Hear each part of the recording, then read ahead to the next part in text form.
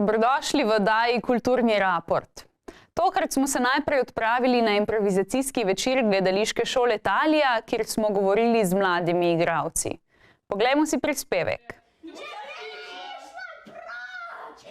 Gledališka vzgoja igra pomembno vlogo pri spodbujanju osebnostnega in družbenega razvoja posameznika. Spodbuja kreativnost in domišljijo, razvija empatijo in sodelovanje. To in še več med mladimi krepi gledališka šola Talija, ki deluje že 20 let. V mesecu februarju so s svojimi skupinami pripravili improvizacijske nastope. Pri izvajanju improvizacij se igralci ukvarjajo s situacijami, ki jih niso predhodno pripravili ali vadili, temveč se morajo odzivati na trenutne izzive.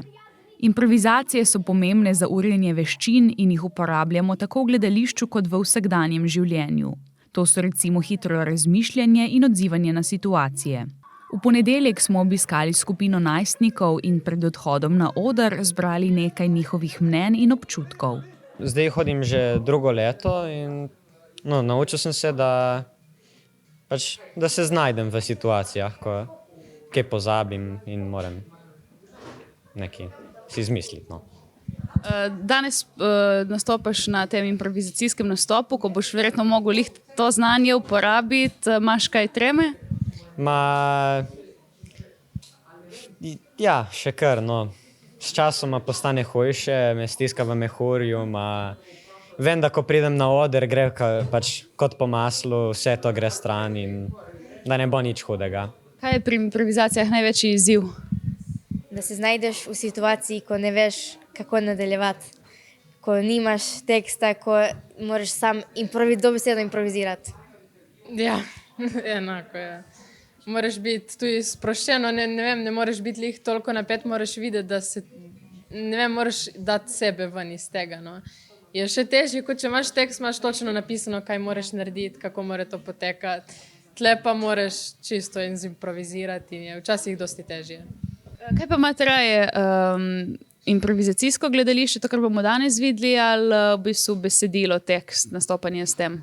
Tekst, besedilo, mi je ful lažje, se naučiš na pamet in pol veš. Potem samo poveš in to. Ja. Meni je oboje, ampak bolj tekst. Nastop je med publiko požel ogromno smeha. Improvizacije sicer niso nujno komične, vendar je komičnost zelo pogosta. Zajema lahko različne žanre, kot so drama, triler, grozljivka in podobno.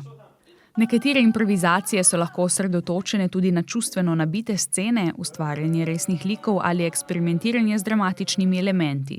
Lahko se prilagaja različnim vzdušjem in žanrom, glede na ustvarjalnost ter cilje skupine igralcev.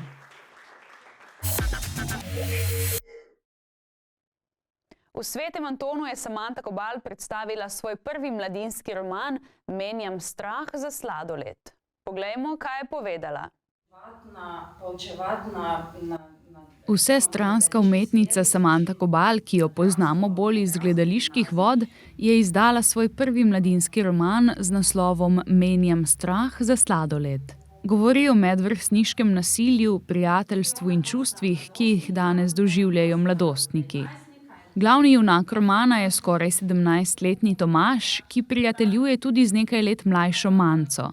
V njegov blok se nekega dne preseli Tereza iz slovensko-italijanske družine, z njenim prihodom pa se stvari začnejo zapletati, saj ji sledi tolpa nasilnežev. Določene stvari so se res zgodile, ne v točno taki obliki, ampak so mogoče delčki, drobci nekega življenja, nekih spominov, nekih besed, ki sem jih polovila tokom let in jih potem literarizirala in spravila v neko domišljijsko zgodbo.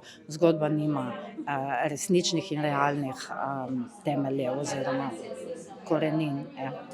Roman je pisala dobro leto dni, na kar so ji še leto in pol vzeli popravki in zaključevanje.